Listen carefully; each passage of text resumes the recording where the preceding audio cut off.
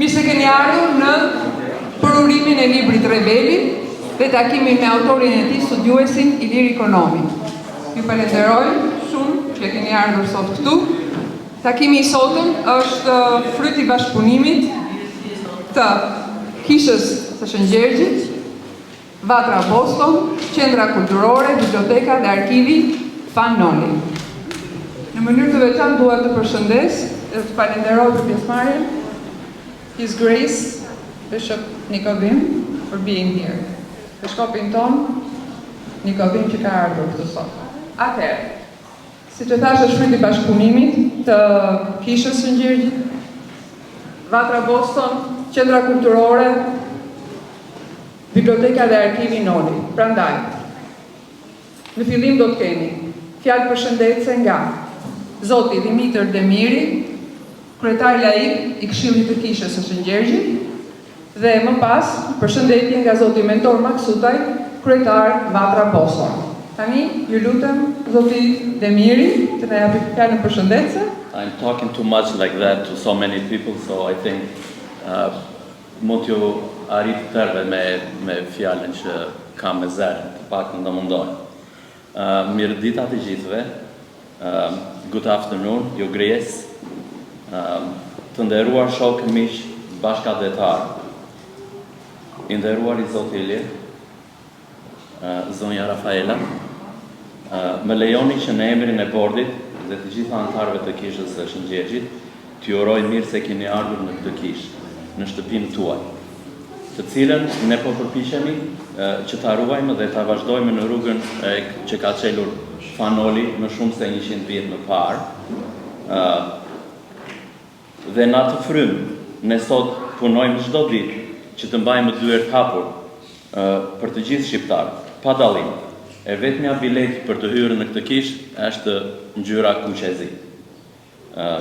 Zoti Ilir, ju falenderoj që na mblodhe këtu sot me një tjetër vete për Fanolin, themeluesin e kësaj kishe, një nga figurat më të shuara të popullit shqiptar. Faleminderit për punën tuaj të palodhur. Libri juaj na sjell në duart tona historinë dhe punën kolosale të Im Zot Fan S. Noli. E vetmja gjë për ne tani është që ta marrim këtë libër edhe të shkojmë në përfaqet e tija dhe të kuvendojmë me Fanolin e të shikojmë veprat e tij. Faleminderit dhe një herë për librin, ju uroj sukses në punën tuaj edhe shpresoj që të mblidhemi prapë këtu me vëllimin e tretë të librit. Shumë faleminderit, mirë se ardhët dhe sukses. Përshëndetje, tu gjatë të gjithëve, ladies and gentlemen, welcome here today. Dashur Zoti Ilir Ikonomi, faleminderit për punën, pjesëmarrjen. Your Grace, Advocate President, thank you for being here today. I appreciate you. Neka Doko, thank you for being here today again. Dimitar, thank you. I appreciate you being here today. I also want to take a moment and thank Evans, the son of our late father, Leonel, for being here today and all your support through all the events that we've had here. Robert Toshka for all your support in the event, and we appreciate everything you've done with us. Njerit, duhet falenderoj Rafaela Priftin për punën që ka bërë dhe put this event together. She's the brains behind all this. Me Ilirin, I'm gonna take a little bit of credit for it, but she's the one who did all the work. I do want to thank the organization that are supporting us, edhe që punojmë me ne gjatë gjithë kohës, Masbesa, I profesorët nga Eduard Darzi, faleminderit, dhe Albania Fighting Cancer për profesorët nga presidentja e saj Roberta Nashi. Moderator Lezer, zonja Zotrin, faleminderit për pjesëmarrjen tuaj. Very honored to be here today and to represent Vatra Boston in this very important event. I do apologize for anyone that does not understand. I'm going to keep most of my speech in Albanian, but I'll try to translate as much as I can in English as well. Për kombin duhet dashur çdo ditë, për kombin duhet punuar çdo ditë, për kombin duhet sakrifikuar çdo ditë.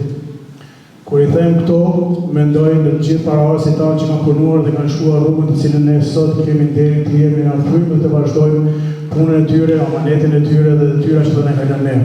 Por në njëjtën kohë I them dhe Ilirit dhe I them të faleminderit për atë, sepse koha, dashuria dhe sakrifica është e pashmangshme në këtë rast për të arritur për të shkruar për një figurë e madhe e cila është pjesë e historisë tonë shqiptare dhe që tregon shumë për të se nuk kemi qenë ku jemi dhe rrugën që është shkruar për ne të ardhmen. Kështu që falenderoj shumë nga thellësia e zemrës dhe në shpresë nga gjithë ata vatranë dhe vatranet që janë pjesë e stafit dhe bordit tim. Njëherit dijem shumë i përballuar kur gjeni këtu dhe do kisha dashur që këto libra t'i bënin edhe në vendet tona kudo që kemi shqiptarë, mi po mendoj që me punën tonë do arrijmë të vazhdojmë të puna dhe sakrifica dhe të bëjmë sa më të mëdha këto. Vëllumi i tretë shpresoj që të jetë me ne së bashku shpejt edhe shumë. Kështu që është një sakrificë, punë dhe dashuri për kombin në fund të fundit që ne të vazhdojmë punën tonë. Si udhëheqës i gatës këtu në Boston, ndihem tepër i privilegjuar që kam nderin të flas para jush dhe të kem mundësi që marr fjalën këtu sot dhe një herë që të jem pjesë e këtij evenimenti që ka perë shumë të rëndë historike për kombin tonë. Kështu që unë nuk do të qasë shumë, siç njihem shumë shkuar në fjalimet e mia, kështu që faleminderit, ju uroj edhe një herë një ditë të mbarë lirë, edhe gjithë juve Rafaela, gjithë që keni punuar për sakrificat e kohën tuaj, jam shumë mirënjohës edhe shumë I dashur me gjëra që keni arritur behind the sun. Again, ladies and gentlemen, I do apologize for any words that you might have not understood that I said, but at the end of the day, I want to say thank you for your support, appreciate all your time, and appreciate everything that you have done to be here with us today to make this an event, an eventful event, such an important part of what it is, and give the colors that it deserves and needs for the Albanian culture, and as we move on into the world that was paid with us before, and that we have to take it as we go forward. So, thank you, faleminderit Zoti për kohën që juve, për punën e sakrificave dhe dashurinë që keni për kombin tonë, rroh Shqipëria dhe shqiptarët, vazhdojmë rrugën tonë përpara. Faleminderit. Atëherë tani do të ndjekim premierën e dokumentarit, film dokumentari shkurtër I përgatitur nga vetë autori Ilir Ikonomi, është 6 minuta, flet për punën e tij hullumtuese në këto 6-7 vite për librin. Siç e dini, ky është vëllimi I dytë, titullohet Rebeli, vëllimi I parë quhet Apostulli. Ky është prurimi I parë I librit në kishën e Shëngjergjit. Premiera e dokumentarit filmit të shkurtër është shkon bashkë me të dhe ta ndjekim së bashku dhe pastaj flasim. Libri flet për jetën e Nolit nga viti 1920, kur ai niset nga Boston për në Shqipëri, deri në fund vitit 1924, kur ai përmbyset nga Mezzogu dhe detyrohet të largohet për në Itali e pastaj për në Austri. Është një libër biografik, nuk është letërsi e mirëfillt, por jam përpjekur që jetën e Nolit ta jap në një mënyrë tërheqëse dhe jo në stilin që zakonisht përdorin një historian. Pavarësisht nga kjo, çdo detaj në libër mbështetet mbi fakte dhe dokumente arkivore. Katedrala e Shëngjergjit ka një bibliotekë dhe arkiv të pasur, ku unë kam pëlqyer me ndihmën e arkivistes Neka Toko. Aty ruhen letra dhe fotografi të rralla të Nolit.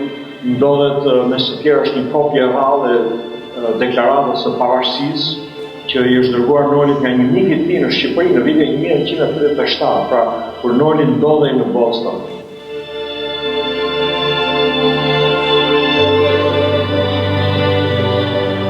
Në arkiv ka disa letra që hedhin dritë mbi çështjen e autoqefalisë së kishës në Shqipëri, marrëdhënien e Nolit me kishën ruse të Amerikës,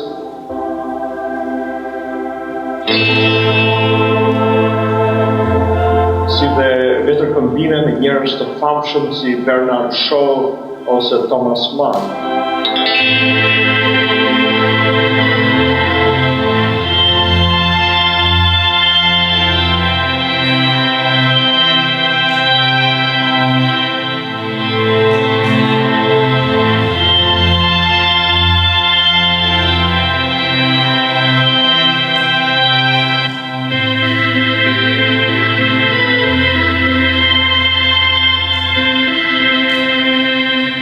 Arkivi qendror I shtetit në Tiranë ka qenë për mua një minier e vërtet për kërkimet mbi Nolin. Aty ka letra, ka shkrimë origjinale të Nolit, shënime të lëna prej tij, vjersha në origjinal dhe natyrisht materiale të tjera me rëndësi. Kjo është një foto e deputetëve të Partisë Popullore në Parlamentin e formuar në prill të vitit 1921 në Tiranë. Në ato Noli ishte deputet I vatës në Parlamentin Shqiptar.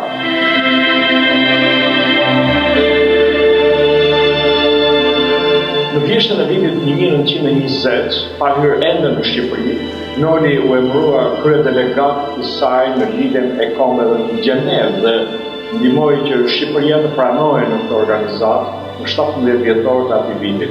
Arkivi i lidhjes së kombeve, i cili tani mund të ulëmtohet edhe online, dokumenton me saktësi se çdo fjalim apo debat të Nolit. Ky arkiv ka disa fotografi të rralla të Nolit në seancat plenare të lidhjes kombeve, si këto që shihni këtu. Në mesin e vitit 1921, qeveria e Tiranës e dërgoi Nolin përsëri në Gjenevë, ku ai shërbeu deri në fund të tetorit dhe debatoi me sukses me homologët e tij grek dhe serb për çështjet e kufive të Shqipërisë.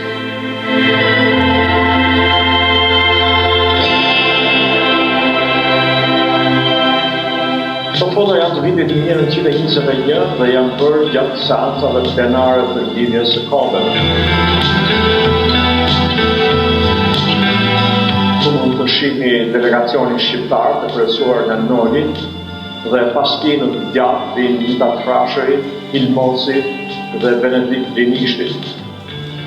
Noli shkoi përsëri në Gjenevë kur ishte kryeministër në muajin shtator-tetor 1924 për të folur në asamblenë e përgjithshme të lidhjes dhe për punë të tjera.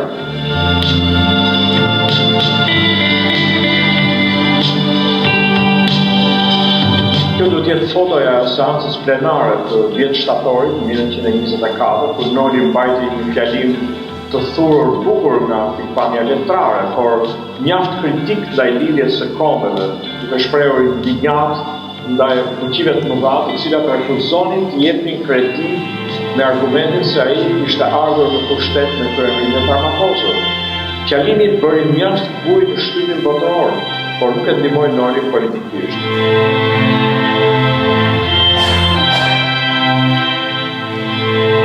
Kjo foto do të jetë bërë në Rom gjatë rrugës së kthimit të Nolit nga Gjeneva për në Shqipëri. Në Rom, Noli dhe ministri i financave, Luigi Rakuqi, u takuan me kryeministrin Mussolini, i cili përsëri ja mohoi qeverisë shqiptare ndihmën që ajo kërkonte në kredi dhe armatime. Në arkivin amerikan ekziston një dokument që tregon qartë se ka pasur një komplot ndërkombëtar për rrëzimin e Nolit në vitin 1924, si nga ana e Jugosllavisë, ashtu edhe nga ana e Italisë dhe Britanisë. Gjithmonë unë ndjen mirë kur zbuloj letra apo dokumente të panjohura ose kur i rizbuloj ato duke u hequr pluhurin e kohës. Historia e Nolit është mjaft komplekse dhe me shumë ulje ngritje, dhe u shpresoj që libri Rebeli të ndihmojë për të plotësuar njohurinë tuaj mbi këtë figurë të rëndësishme të shqiptarëve të Amerikës, të Tishës dhe të letrave shqipe.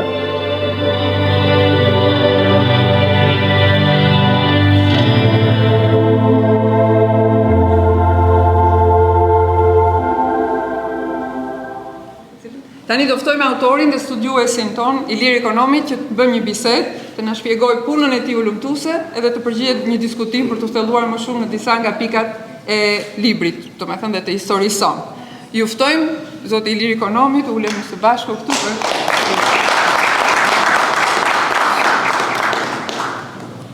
Atëherë Ilir, pa ulur mirë, do na thuash pak për këtë fotografi.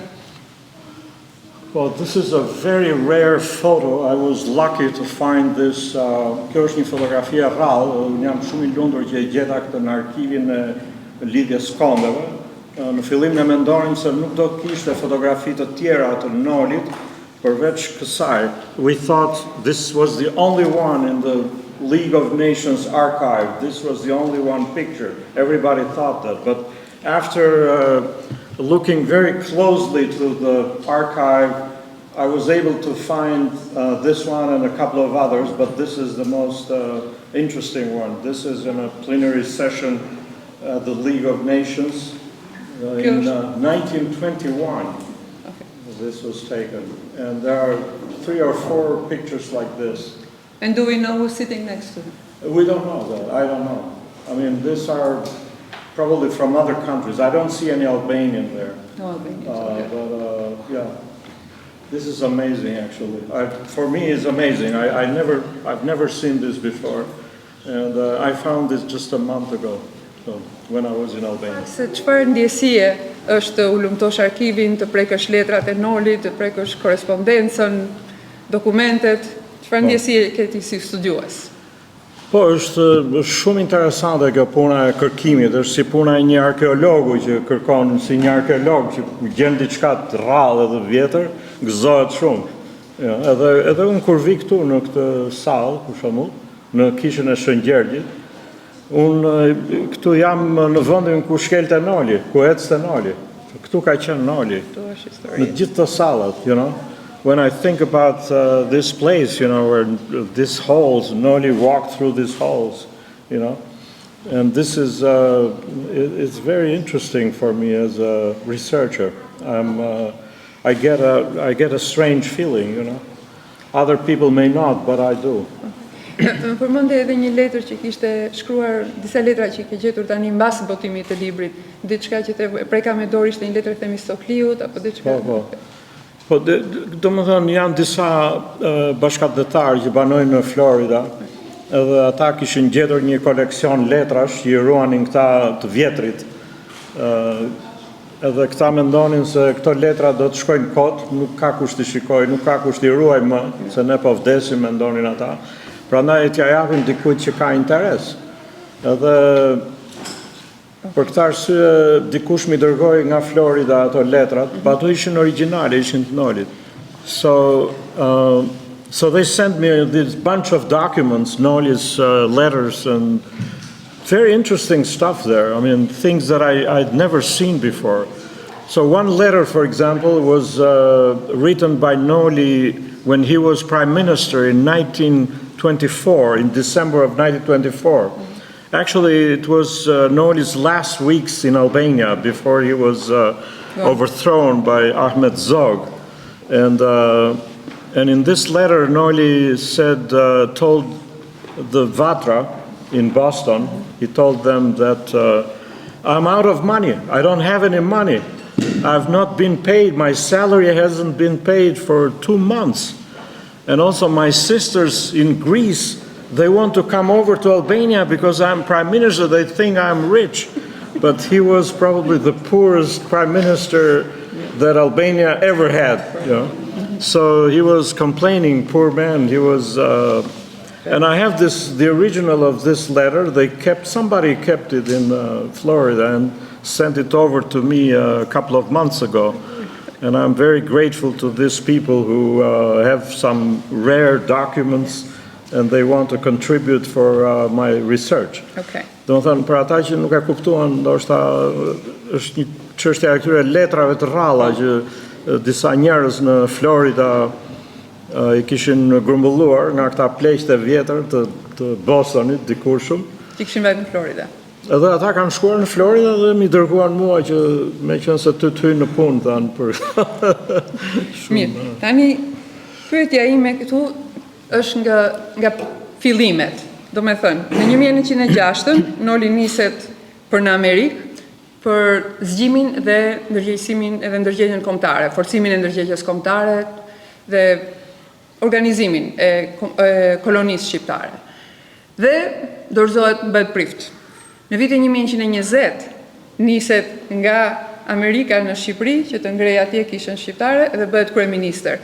Pyetja ka të bëj, duke menduar vetëm po nuk po flasim për dëshirat, ambicjet, piksynimet, por të thuaj nga fillimet. A ishte gjithmonë Noli në kërkim të vendit të tij në histori?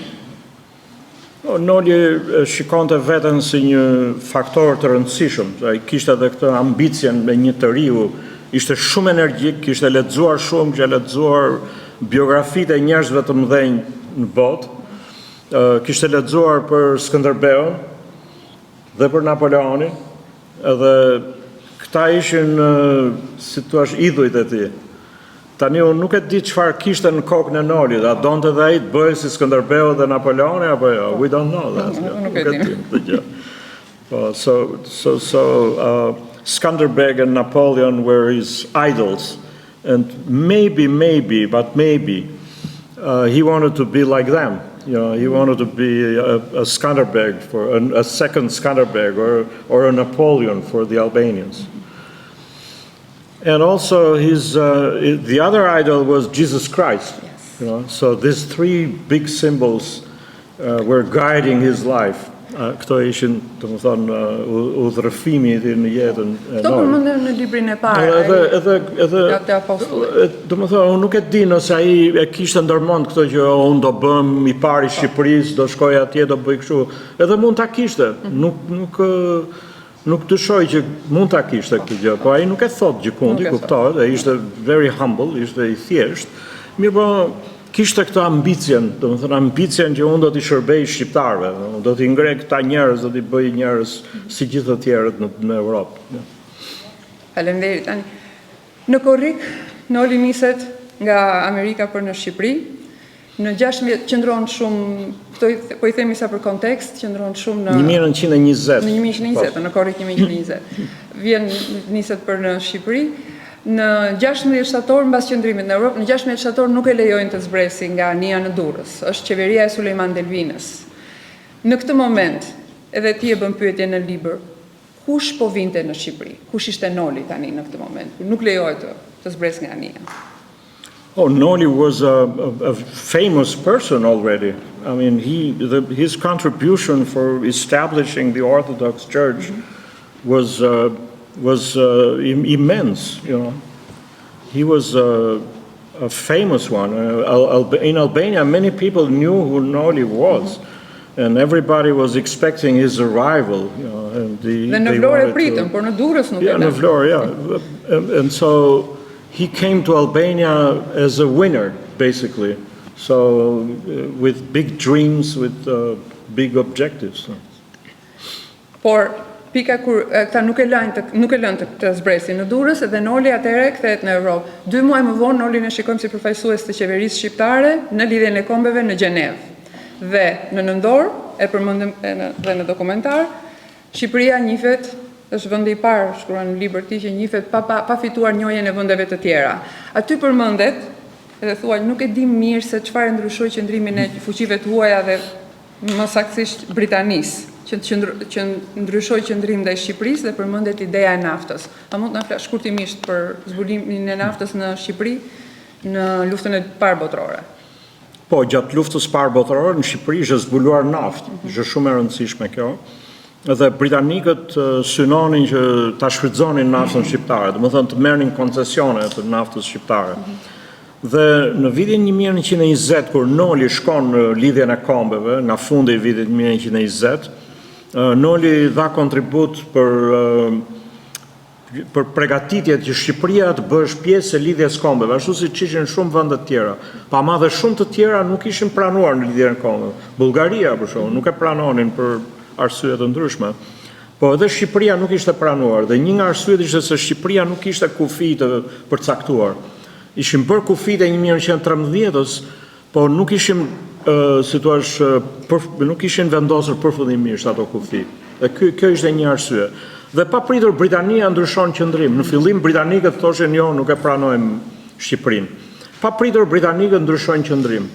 Dhe në 17 dhjetor 1920-ën, Shqipëria pranohet, del përfaqësuesi britanik dhe thotë që po ne do ta pranojmë Shqipërinë. Dhe një arsye mendohet që ishte nafta, pra ata donin të shfrytëzonin naftën, mos lejonin italianët ta merrnin naftën shqiptare. Por ama ka dhe arsye të tjera dhe ne nuk e dim se nuk ka dokumente që të thonë shprehimisht që po ishte nafta.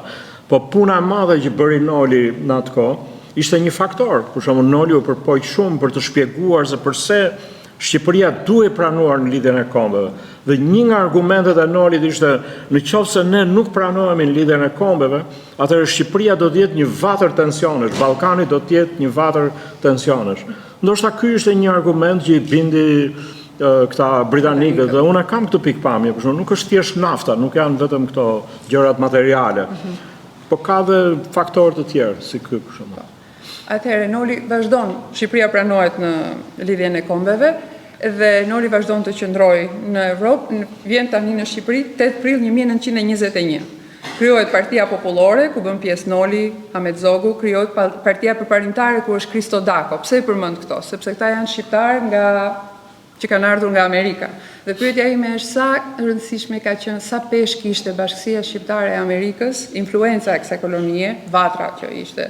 Dhe, do me thënë, shqiptarët që kishin shkuar atje nga Amerika dhe shqiptarët që ishin këtej. Po, kishte të bënda shumë.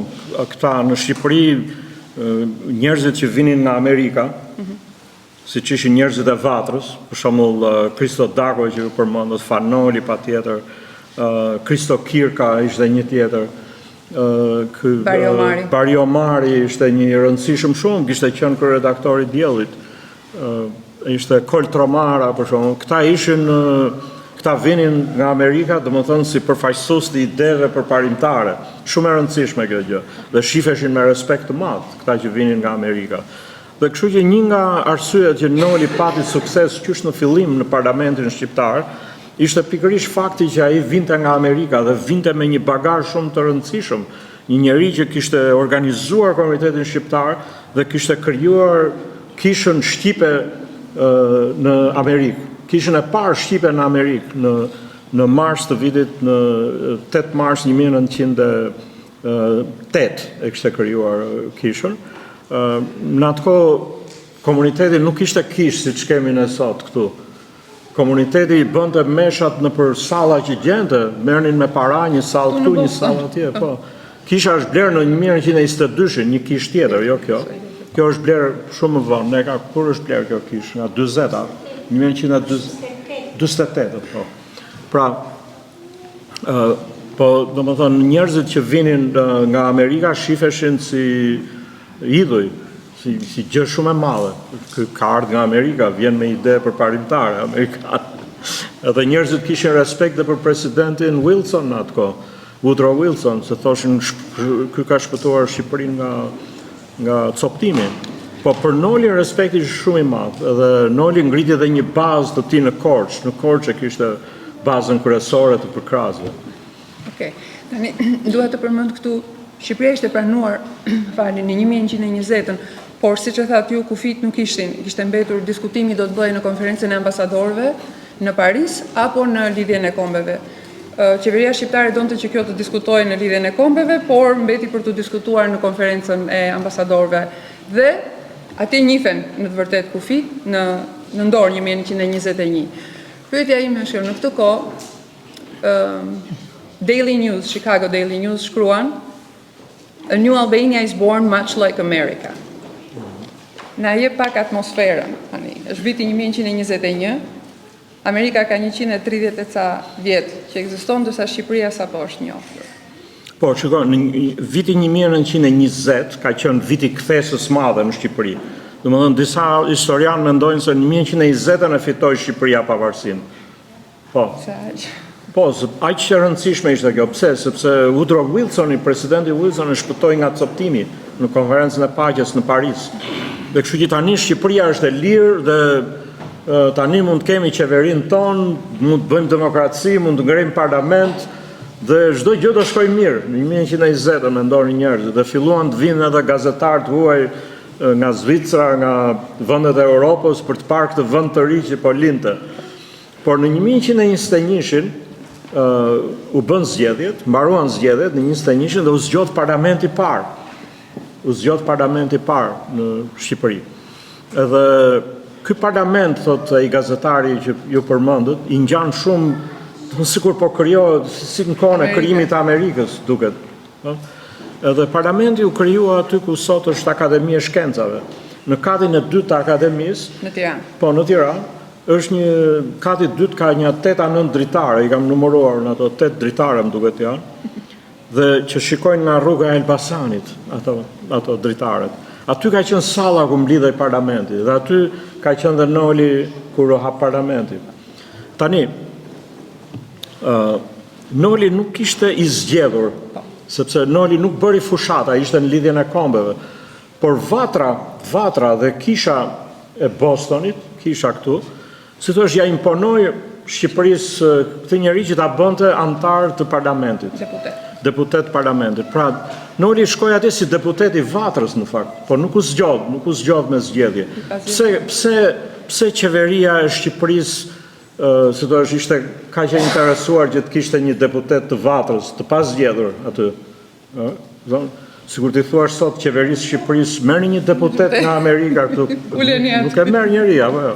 Po në atë kohë, ata e donin një deputet. Pse? Sepse Vatra e kishte ndihmuar shumë Shqipërinë edhe i kishte premtuar që do t'i jepte edhe një hua të madhe, që vatranët do mblidhin para shumë, do t'i jepni një hua qeverisë shqiptare, dhe qeveria shqiptare s'kishte lek, ishte trok. Dhe prandaj këta pranuan që Noli të ishte antar i parlamentit shqiptar. Po hapja e parlamentit është përshkruar nga ky gazetar shumë bukur dhe unë e kam përfshirë në libër, kaq shumë më pëlqeu. Një moment në fund të këtij viti, në 28 nëntor, në fakt Noli është në Vlorë në këtë kohë, 28 nëntor në Tiranë në kishën e Shën Ungjillëzimit, në kishën e Ungjillëzimit. Giovanni shpall autoqefalin. Ti thua që nuk ka komunikimi midis tyre, po a ka dhënë intervista Noli për këtë? Ai shpall autoqefalin, Pisar Giovanni në Tiranë. Noli came from the League of Nations. So the parliament was created in 1921, but then they decided to send Noli again to Geneva. Maybe they didn't like Noli to be in Albania. They were afraid of him, the government. So they told him, go to Geneva and represent Albania in Geneva, in the League of Nations. And then Noli comes back at the end of 21 in Albania, around November. So Visar Giovanni, he proclaims the autocephaly of the Albanian church in Tirana, okay? Because at that time, the Albanian church was dominated by the Greeks, and so the Albanian government encouraged them to proclaim independence. They saw it as an act of as an act. Patriotism. But Noli didn't participate in this meeting, so it was a very big deal, a very big meeting in Tirana, in the Church of Evangelism. I don't know. Yeah. And why didn't he participate? Përse nuk mori pjesë Noli? Ai nuk mori pjesë sepse qeveria kishte pak drojtje nga grekët. Dhe Noli ishte i deklaruar kundër grekëve, kundër kishës greke. Dhe qeveria nuk donte t'i prishte marrëdhëniet me grekëve dhe i thanë Nolit, you stay away. They told Noli to stay away. So we don't want to, ruin the relations with Greece. And so that's the story there. Okay. But everything is in this book. Everything is in the book, the details are there. Detajet mund t'i lexoni aty, janë shumë të detajuara gjëra. Tani duhet të them momenti kur Noli hyn në politikë. Është disa herë, por neve tani jemi në momentin që ai thot po, pranon të jetë ministri i jashtëm i kabinetit YPI me këmbguljen e Ahmet Zogut. Dhe të ky tani jemi në janar 1922. Pse pranoi Noli të hynte? Dhe pse doli 2 muaj më vonë në mars, në 1 mars i dha dorëheqjen? Po, Noli ishte në Korçë në atë kohë, në fund të vitit 1921, shkon në Korçë, organizon kishën në Korçë, bën disa mesha, and he was preaching as a bishop, because he claimed that the Russian Church of America had already ordained him as a bishop. In fact, he was self-proclaimed bishop because they didn't, perform the final act according to they didn't consecrate him formally. So he had a rift with the Russian Church. Kishte një përplasje me kishën ruse këtu në Amerikë dhe Noli vjen si i vetquajtur peshkop, pa ai në fakt nuk ishte peshkop sipas gjitha rregullave. Por ai shkon në Korçë dhe fillon jep mesha si peshkop, e vesh atë robën e peshkopit dhe jep mesha si peshkop, gjë që i zëmëroi disa nga këta të krishterët e Shqipërisë. Ç'pun ka ky, domethënë, që bëhet si peshkop. Megjithatë Zogu i thot Nolit, hajde shpejt në Tiranë se do të bëjmë ministër të jashtëm. Zogu ishte ministër i brendshëm në atë kohë, po në esencë Zogu ishte e dominonte qeverinë e Xhaferypit. Domethënë ishte i pari i qeverisë, po rrinte i fshehur si ministër i brendshëm. Në fakt ai ishte de facto kryeministër, ai ishte qeveria, Zogu ishte qeveria.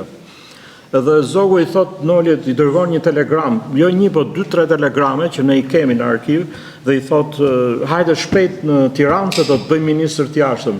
Noli thotë, jo, thotë, nuk dua të bëhem ministër jashtëm. Edhe disa njerëz, edhe unë kam ngritur dyshimin, që ai nuk donte të bëjë ministër jashtëm sepse donte të bëjë kryeministër. Ktu ishte gjithë puna. Se ai ishte si Krishti, si Napoleoni, si Skënderbeu, nuk donte poste të vogla, ministër jashtëm. S'është gjë ministër jashtëm, donte kryeministër, donte ta ndryshonte Shqipërinë, të bënte reforma. Edhe nuk pranoi, por zogu nguli këmbë edhe më në fund Noli pranoi dhe shkon në Tiranë, nga Korça në Tiranë.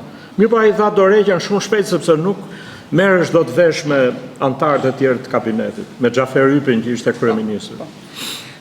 Shkurtimisht, qeveria Zogu konsideroi si sundimtar i vërtetë i Shqipërisë, është folur që një qeveri Zogu Noli në këtë kohë mund të ishte dëshirueshme, a do ishte praktike ose realizueshme shumë shkurt? Po, domethënë Noli dhe Zogu kishin vizione të ndryshme.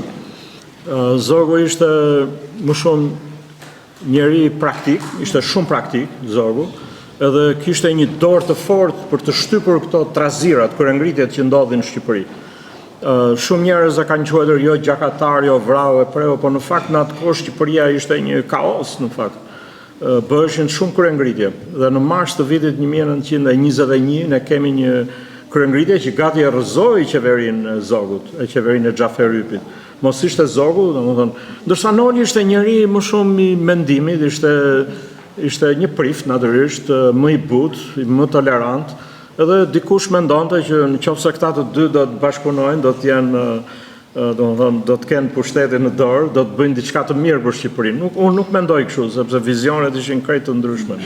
Zogu ishte konservator, Zogu liberal. Zogu ishte konservator, Noli liberal. Në Kongresin e Beratit, në shtator 1922, ku shpallet themelimi, ose themelimi i kishës ortodokse shqiptare autoqefale. Noli nuk ishte ftuar, apo jo? Nuk ishte i ftuar. Do më thënë, jo se nuk ishte i ftuar, por Zogu i kërkoi atij që të qëndronte larg punëve të kishës. Mos u përzjej, tha. Pse? Sepse Noli kishte shumë autoritet kishtar. Kishte shumë përkrahas në kishën shqipe, sidomos në Korçë, në Pogradec, ne kemi dokumente që Noli përkrahej shumë. Edhe në Berat kemi dokumente që po ashtu. Dhe ai donte të qëndronte larg sepse kishte frikë nga problemi i grekëve. Grekët kishin shumë influencë në atë kohë në kishën shqipe dhe mund të ndodhte në një konflikt. Zogu i tha, stay away, rri larg, dhe Noli nuk shkoi në Kongresin e Beratit, që u mbajt në shtator të 1922-shit. Tani, brenda 6 muajve, Noli në 4 dhjetor 1923 dorëzohet peshkop në kishën e Shëngjergjit në Korçë nga Jerotheu, nga peshkop Jerotheu dhe Kristofor Kisi.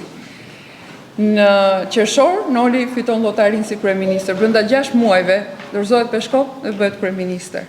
Ti shkruan aty një proverb, nëse do të provosh karakterin e njeriu, jepi pushtet. Si e kaloi Noli provën e pushtetit? Po, Noli e kishte këtë dëshirë të madhe që të bëj kryeministër. Pse? Sepse ai donte ta transformonte Shqipërinë. Thoshte gjithta njerëz të varfër që shikojmë sëmundje, gjithandej një varfëri e tmerrshme. Pse të jemi kështu ne shqiptarët? Pse të mos bëjmë disa reforma? Cilat ishin këto reforma? Reforma e tokës, për shembull, agrare, është shumë e rëndësishme, se pjesën më të madhe të tokave në Shqipërinë e mesme i kishin këto vrionët dhe vërllacët, kupton, disa familje të mëdha. Në veri ishte pak më ndryshe puna, dhe Noli e donte këtë ndryshim, bënte këtë ndryshim. Dhe prandaj mendoj unë ai ishte i gatshëm ta merrte postin e kryeministrit në atë kohë, qoftë edhe me një rebelim të armatosur. Të ai u rebelua, në fakt, u bë rebel, po. Noli përqafoi revolucionin, në fund fare. Mbasi pyeti çfarë do bënte Skënderbeu, Napoleoni dhe Krishti, zgjodhi revolucionin. Çfarë tregojnë kundërshtitë e Nolit? Noli është deputet i parlamentit, është njeriu i Harvardit, si quhej, është kampioni i së drejtës, është i demokracisë dhe flet në, nuk është kjo fotografi, por në 24-ën flet është del kundër parlamentit në Gjenevë. Noli është prift i ardhur nga Amerika që lejon dëbimin e klerikëve si Giovanni. Çfarë tregojnë kundërshtitë e Nolit? Po, Noli ishte njeri nga pikpamja njerëzore, është si që jemi në të gjithë që kemi ato drithijet tona, controversy, thonë Amerikanët. Pra nuk ishte njeri pa të meta, edhe ai bëri disa hapa të nxituara, do thosha unë, për shembull thjesht kjo kryengritja që bëri Noli në rebelimi, cilit ai u bashkua në fakt, ishte një hap i nxituar. Për shembull ai nuk parashikoi që duke bërë një revolucion në Shqipëri nuk do të njihej nga fuqitë e mëdha. Po mosnjoja ishte big deal, ishte një problem i madh sepse s'do merrte kredi, nuk do bënte dot tregti, s'do kishte zhvillim ekonomik Shqipëria. Edhe do ishte izoluar dhe praktikisht ashtu ndodhi. Noli e vonoi shumë zgjedhjen e parlamentit, zgjedhjet për parlamentin. E vonoi shumë, edhe disa njerëz ngrin pyetjen pse e vonoi Noli këtë, pse nuk donte zgjedhje Noli. Të tjerë donin zgjedhje, ai nuk donte. Dyshimi kryesor, nuk e them vetëm unë, është se ai kishte frikë se kundërshtarët e tij në parlamentin që do krijohej nuk do ta zgjidhin më kryeministër. Dhe ai e shtynte zgjedhjen e parlamentit. Dhe plus Noli nuk kishte respekt të madh për parlamentin. Këtë e ka thënë në disa intervista, e ka thënë dhe në Lidhjen e Kombeve në shtator 1924. Thoshte në djallë të vej parlamenti, se parlamenti na vonon, parlamenti është një dhomë me gaz helmues, se quhet. Dhe kështu që Atëherë, çështjet për Kosovën, çamërinë, reforma agrare, ai krau kombëtar, klika, që është shumë e rëndësishme, del her pas here, reforma arsimore, të gjitha këto janë çështje që janë tema që janë në libër, edhe tani unë do t'ja u kaloj pjesën pyetjet audiencës që është këtu, kam një porosi, autori më ka autorizuar t'ju them se duhet t'i bëni pyetje sa më të vështira, dhe nëse bëni pyetje në anglisht, do t'i përgjigjet anglisht, apo jo, Ilir? Je gati? I want to especially thank Father Nicodim for his presence today. For sitting here. Your Grace, thank you very much for coming. Anybody in English or Albanian? Who does such an extraordinary job for so many years in helping us to connect to the roots and to Noli in particular. But you speak also about these other documents that have come forward, which is an exciting thing. Just out of curiosity, where do they come from? Where are the other interested parties, and is there a way that we can help be in more touch so that we can all share and grow together? Yeah. Some people in Florida tell me that there are groups of people, families that preserve older documents, old documents. Some of them had been baptized by Noli. Now, I don't know exactly why a letter of Noli is in the hands of a family in Florida today. I mean, this is amazing, yes. but who knows? I mean, letters circulate. I mean, people kept as a pressure gift maybe from Noli or whoever. Mm-hmm. And so they kept it for years and decades.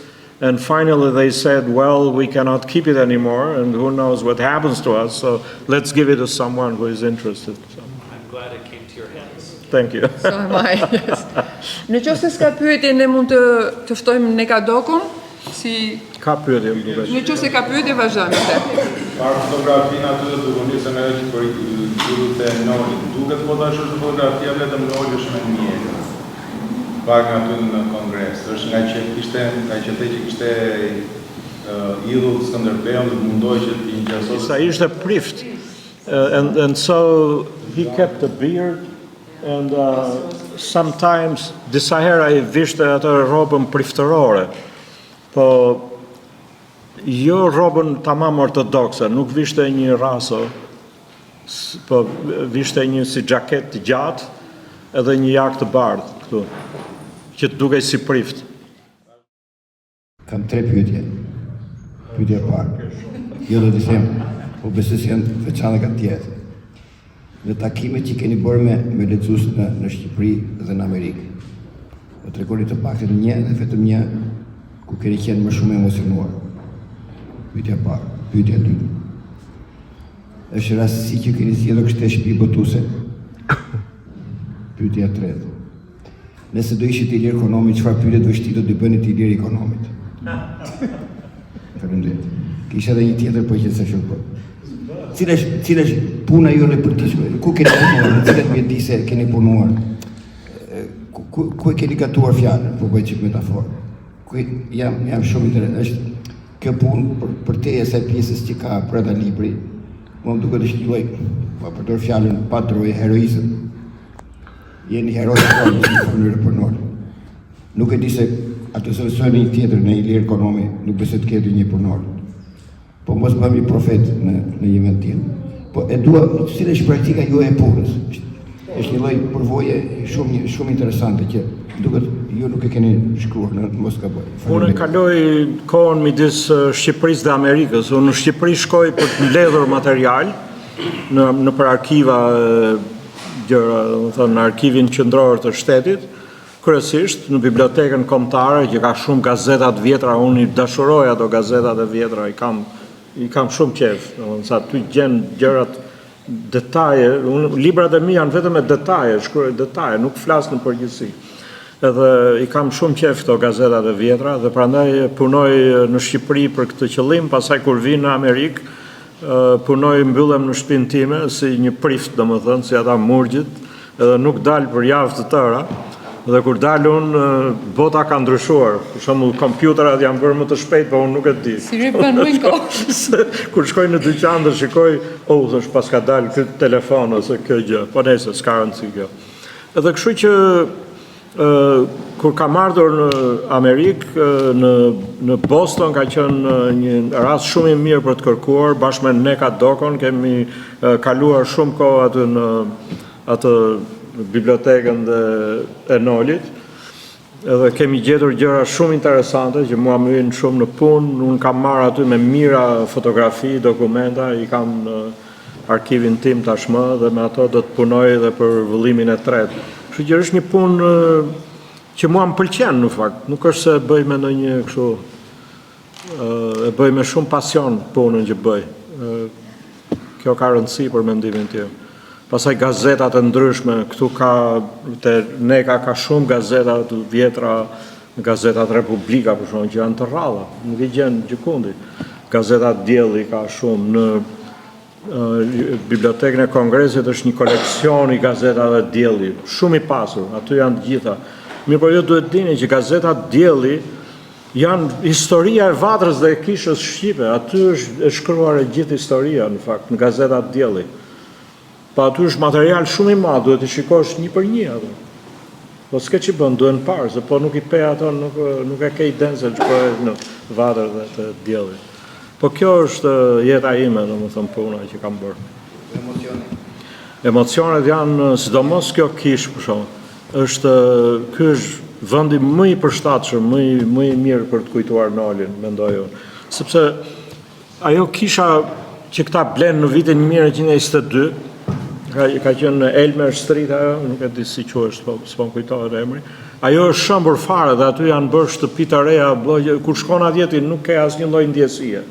Ndërsa kjo Kishë këtu, this church is like a monument, is maybe the only monument testimony that Noli was alive sometime, you know, many years ago. He was alive and he was walking through these halls. So there is no other place. This place is very dear to me, and it should be for everybody. This place. And atje te Neka për shembull ka disa objekte të Nolit, kapelja, këto është dhe një piano, nuk e di nëse është aty poshtë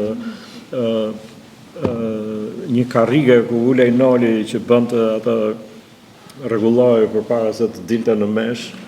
Gjitha këto janë të jashtëzakonshme, janë gjëra që ne duhet i ruajmë me fanatizëm të madh. Po sidomos kjo arkiva që ju keni këtu, the archive that you have is so precious. You know, one day we were looking through the archive with Neka and we found letters, exchange of letters between Noli and George Bernard Shaw. I mean, the great philosopher. And George Bernard Shaw congratulated Noli on his book on Beethoven and the French Revolution. He congratulated him. And then Noli writes back to him.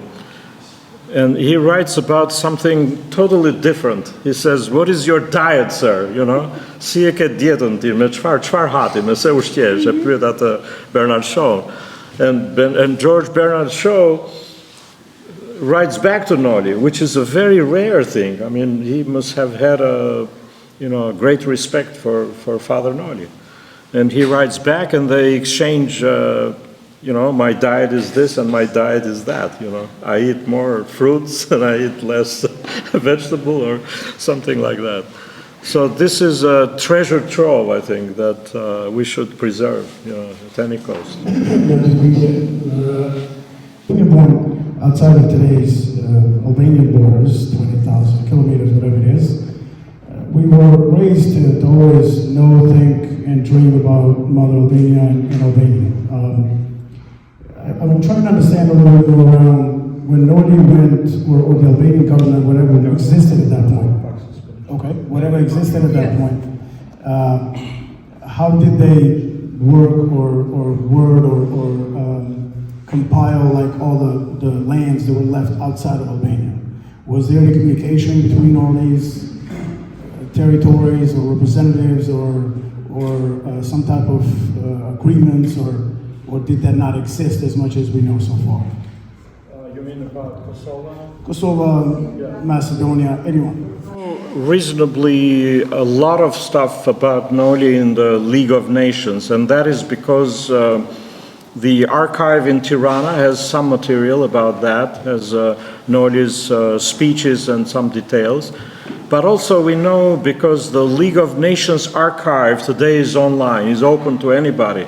If you write Fanoli there, you get every speech of Fanoli, everything that is related to him, documents and stuff like that. On the other hand, I have articles from the Geneva newspapers. In Geneva, there were 3 or 4 newspapers in Lausanne and Geneva, and they wrote about Noli quite a lot, because Noli was very smart, and he kept good relations with journalists. He wanted them to write good about Albania, so he kept good relations. Noli mbante marrëdhënie shumë të mira me gazetarët në Gjenevë, dhe kështu që gazetat e Gjenevës kanë shumë artikuj edhe për Nolin, edhe personalisht e përshkruajnë Nolin. Bile ka disa gazeta e përshkruajnë si një orator shumë të aftë, por që ishte dhe diplomat në oratorinë e tij. Edhe unë dikush e ka përshkruar fjalët e tij ishin si prej mëndafshi, prej kadife, thonë ata, ishin të buta. Noli nuk zemëroi kollaj aty, nuk ishte kështu. Edhe ishte shumë diplomat, me një fjalë. Kështu që këto dokumenta i kemi nga shumë anë, dhe ne dim që Noli ishte i dërguar i Shqipërisë në Gjenevë, kishte një delegacion, kishte një sekretar, edhe 2 ndihmësa të tjerë. Një ishte Hilmosi dhe tjetri ishte Benedikt Brinishti. Po jo se ata kanë pas në një rëndësi atje në Gjenevë. Noli ishte kryesori, ai shkruante fjalimet. Ai dinte gjuhë huaja, për shembull, më shumë se kushdo tjetër. Ai fliste gjuhë të mirë, edhe frëngjisht edhe anglisht. Bile thot dhe në një vend vet aty që mua më kanë dërguar në Gjenevë, thoshte, qeveria më dërgoi mua sepse unë i flas mirë këto gjuhë. Po jo vetëm i flisë, se nuk është problemi ta flasësh gjuhën, shumë njerëz flasin gjuhë. Problemi është debatosh në atë gjuhë. A ke mundësi të debatosh me argumente kundërshtarëve që ishin njerëz shumë të aftë, ishin qoftë politikan ose kështu lawyers, ishin juristë të aftë, grek dhe serb kryesisht.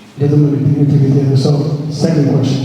Pyetje tjetër, si shqiptari lindur jashtë kufirëve të Shqipërisë sotme, lindur dhe rritur gjithmonë me atë ëndrrën dhe dëshirën për në Shqipëri. As an Albanian born outside of today's Albanian borders, 20,000 kilometers, whatever it is, we were raised to always know, think, and dream about Mother Albania and Albania. I'm trying to understand a little bit more around when Noli went, or the Albanian government, whatever existed at that point. Whatever existed at that point. How did they work or word or compile like all the lands that were left outside of Albania? Was there communication between all these territories or representatives or some type of agreements, or did that not exist as much as we know so far? You mean about Kosovo? Kosovo, Si lanë shtetë por ato kufite, Yeah. si mbetën jashtë. Yeah. So for all Albanians outside of Right. today's Albania, was there any type of, anything that was given to him to talk in their behalf as well? Yeah. Or was there not much of it that we know? Yeah, Noli was talking a lot about Kosovo and Chamoria before 1920. Now, after the war started in 1914, the First World War, and it ended with the Paris Peace Conference, then there was no talk anymore about Kosovo because Kosovo was gone forever. That's the general idea. It was gone to the Serbs, and now the problem was, would the Serbs take more territory from Albania or not? Would the Greeks take more territory in the south or not? So Kosovo and Chamoria were not in the agenda anymore after 1918, so after 1920 at the Paris Peace Conference. So we don't see Noli engage much in this kind of discussions, but in the parliament he spoke with a lot of respect for Kosovo and for these territories, Dibra, for example, that was left out, and he had great respect for those representatives of these territories who were in the Albanian parliament. So that's all we know.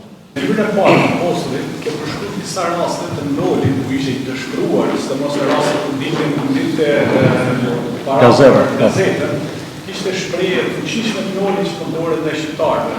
Nga viti 20-24, ka një rast të tillë Noli ose ke lexuar një libër që Krashëriu ta lexoj, të momentit të shprimit të Nolit gjatë kësaj periudhe, ndonjë veprim po themi dëshpërues apo një shprehje apo një veprim ndaj personit të tij apo individit të tjerë. Po, ka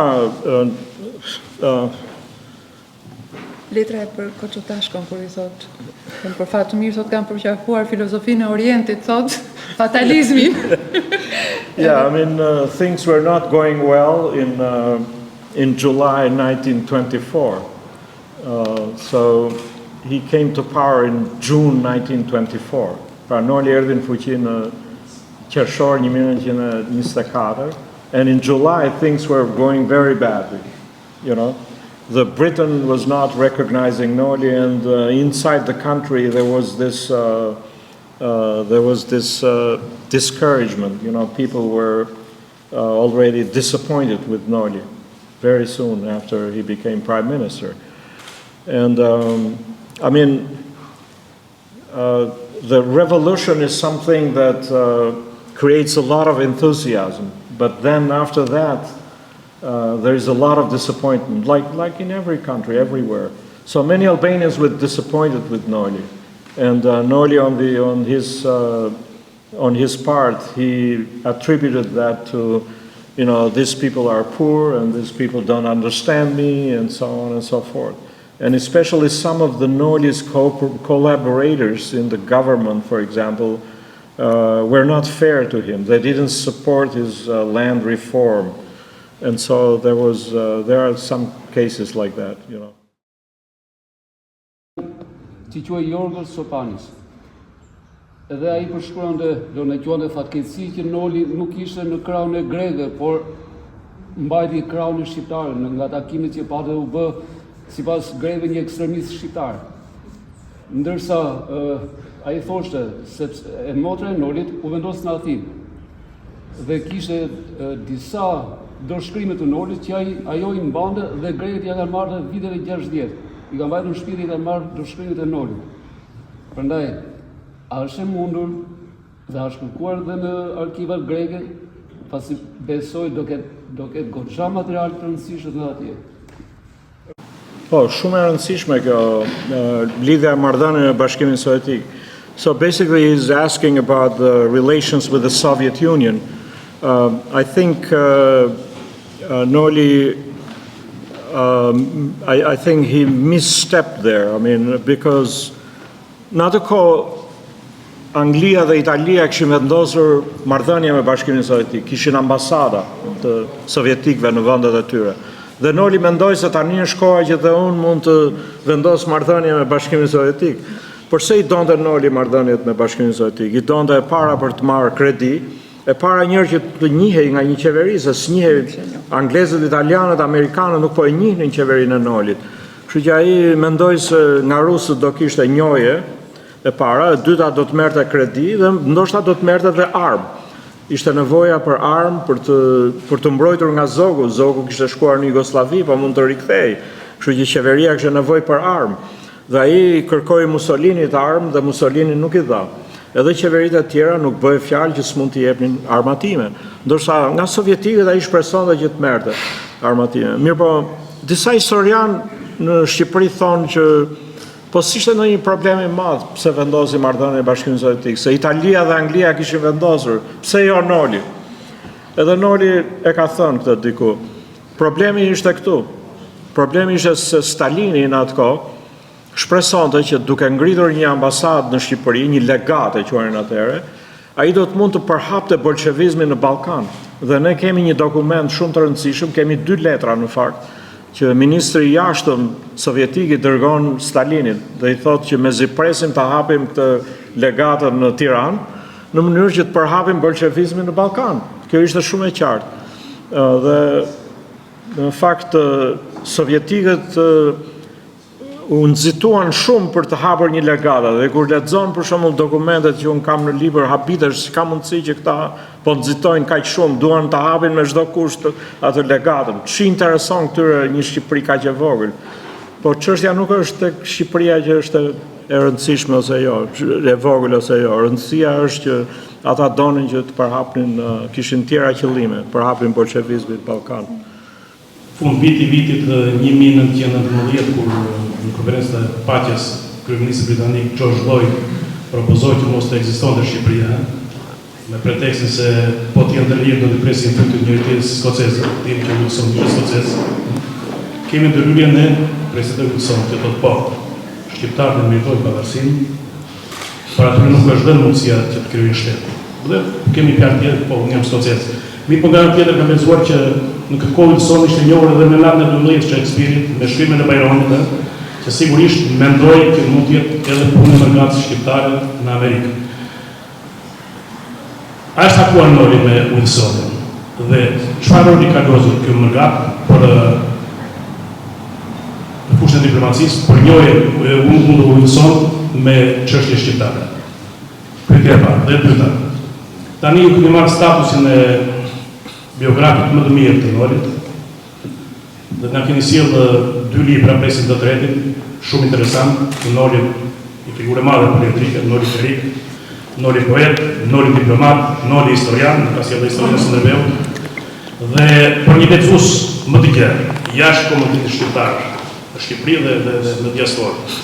A keni plan ta botoni dhe në anglisht, ti botoni në anglisht këto trevëllime bashkë me të tretin që pritet ta. Faleminderit. So one question is whether the books will be published into English. We already have a translation, an English translation of both books on Fanoli, and as soon as I publish the 3rd book in Albanian, I'm going to translate that into English. And we're going to find a publisher for the 1st book. We are publishing the 2nd book first. The Rebel is called, and is going to be published in a couple of weeks probably. And we have a nice cover, and the cover will be this one, by Nancy Karanja. This will be the cover of this book in English. Portreti Nolit. Portreti Nolit, yeah. She did that.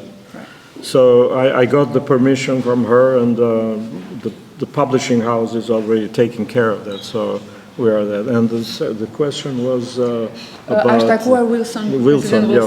Of course, Noli met with President Wilson in 1918, in July 4th, 1918. It was a very interesting meeting. The problem is that we don't have any other testimony about this meeting. Noli himself. Noli's words. Yeah, we have Noli's words, and of course we believe him, and he says that I had a conversation with Mr. Wilson. Në fakt, Wilson I pati një bisedë me të gjitha delegacionet e huaja që ishin në një anije që po vinte nga Mount Vernon për në Washington atë ditë. Dhe ai premtoi, Wilson I premtoi Nolit që ne do të bëjmë diçka për Shqipërinë. Unë kam një votë tha në konferencën e paqes dhe do ta hedh për Shqipërinë, do t'ja jap Shqipërisë atë votë që kam. Kjo ishte një deklaratë shumë e fortë, shumë e fuqishme që bëri Wilsoni. Problemi ishte, a do ta mbante mend Wilsoni fjalën që kishte dhënë, se ai e tha aty në këmbë, biseduan ata në anije aty. Po unë besoj që gjithë komuniteti shqiptar në prezencën e tij ka shumë rëndësi kjo prezenca, edhe këto aktivitetet që bëni ju për shembull, këto që udhëheq mentori, vatra e New York, vatra e Bostonit, you know. Gjitha këto janë shumë të rëndësishme sepse krijojnë atë imazhin e një prezence shqiptare, më po kemi shqiptar këtu.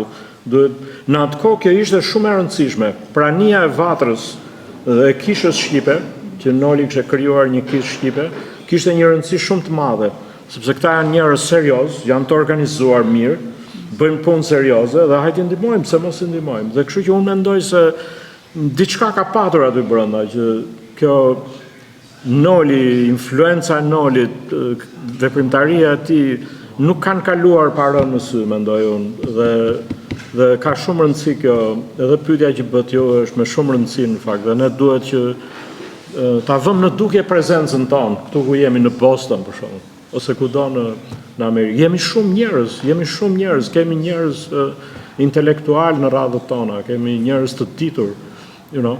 Ka shumë rëndësi, po në atë kohë kishte akoma më shumë rëndësi, sepse Shqipëria ishte në vështirësi të madhe shkreta, ishte duke këta donin ta coptonin të tjerët, po Wilson I mbrojti.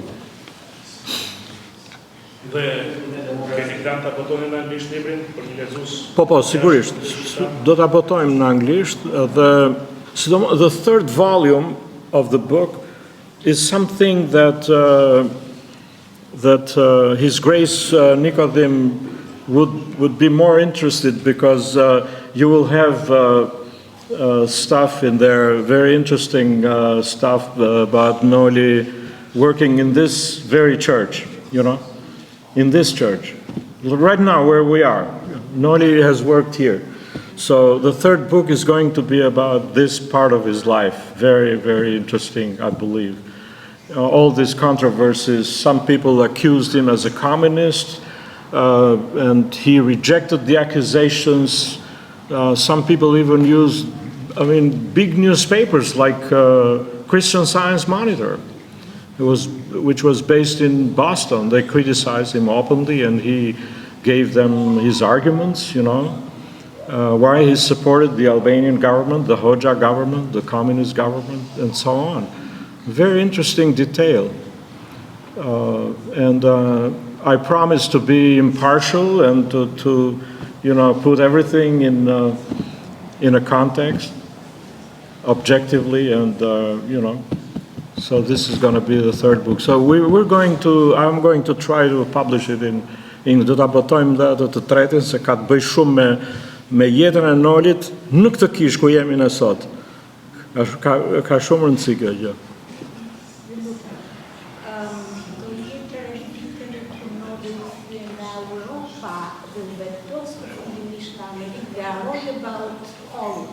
Forgot about being a politician and everything, and he said, this is where I started, this is where I'm going to finish. Yes. Maybe this is Yeah, of course. He came back from Europe after wandering in Austria and Germany and në këto vende të Europës për një kohë të gjatë. He decided to just give up this leftist politics, come back to Boston and serve the community again. Probably he missed the community here. He missed Boston a lot. Maybe life there was miserable for him. So he came back finally. For the first time he came back in 1930, but his visa only lasted for 6 months. He had a 6-month visa, so he goes back to Germany, back and forth, and in 1932 he settled in America. So it's, and then... Did he write this somewhere, or he says, I miss Boston, I miss the library, I miss the people, I miss the Bostonians think that they're the best people. Somewhere, yeah. I mean, Noli has written so much stuff, you know, he has so much. Neka knows his best. Neka knows. We can't wait to hear Neka's presentation. Yeah, he's written so many articles, question. and for example, I'm also going to write a book about Zog, King Zog. I mean, I should write a book. People tell me, write a book about King Zog. But the problem is that King Zog doesn't have any written documents, any speeches, I mean, very little speeches, 2-3 speeches. The rest is interviews that he gave to others. I mean, I'm not saying that you cannot write a book about a person who didn't write anything. But for Noli is different. It's totally different. He wrote so much stuff.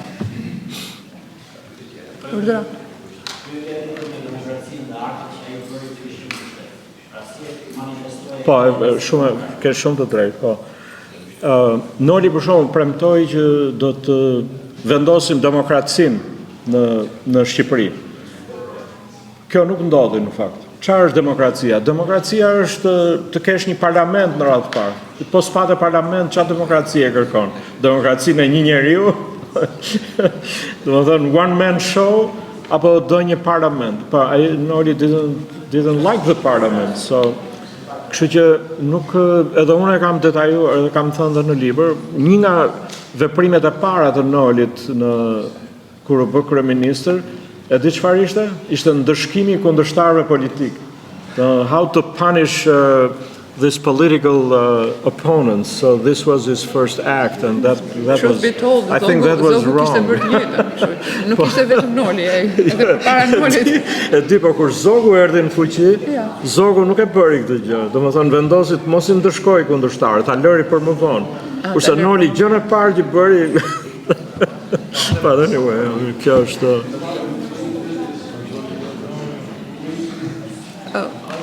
Ftoj, Neka. Tani do të ke shumë, po. Unë mendoj ta vazhdojmë me 2 përshëndetjet në vazhdim dhe pastaj kemi shkrimin e librit, kemi edhe apo lash dikë më fal, kishe pyetje? Po, më fal, lutem. A është kërkuar në arkivat greke, thot. I mean, the Greek. Kam jetuar në Greqi, po. Dhe kam të dëgjuar në një radio greke, një historian që quhej Yorgos Sopanis. Edhe ai përshkruan dhe do lexuar dhe fatkeqësi që Noli nuk ishte në krahun e grekëve, por mbajti krahun shqiptar nga takimet që patën u bë sipas krevit një ekstremist shqiptar. Ndërsa ai thoshte se e motra e Nolit u vendos në Atinë. Dhe kishte disa dorëshkrime të Nolit që ajo i mbante dhe grekët ja marrën 56 vjet. I ka vajtur në shtëpi dhe marrën dorëshkrimet e Nolit. Prandaj a është e mundur dhe a është kërkuar edhe në arkivat greke, pasi besoj do ketë goxha material të rëndësishëm në atë. Është e pamundur të kërkosh në arkivat greke. Unë them është e kotë. Pse? Po ata kanë shumë rregulla dhe i kanë vetëm për historianët e tyre. Është shumë e vështirë që të shkosh si huaj, të shkosh atje dhe të bësh kërkime sidomos për Nolin.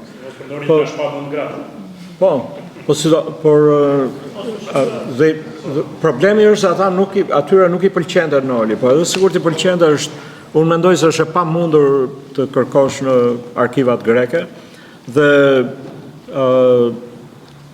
unë kam folur me disa grek, domethënë që kanë njëri prej tyre quhet ai profesor Kondis, e kam takuar ai më dha një libër aty ku Noli fletë edhe për Greqinë, për marrëdhëniet e Greqisë me Konicën, cilën nuk e kam trajtuar dhe libri i parë në fakt të gjë, po jo më shumë se kaq, domethënë jo shumë. Kam përdorur 1-2 gazeta greke te ky libër i dytë, çfarë kanë thënë ata për Nolin, po jo më shumë se aq, mas, por shiko, është një gjë. Ne ka për shkak kur kemi kërkuar aty në arkiv, kemi gjetur shumë letra të Nolit që i dërgonin motrat e tij nga Selaniku. His sisters wrote a lot to Noli, and we have those letters.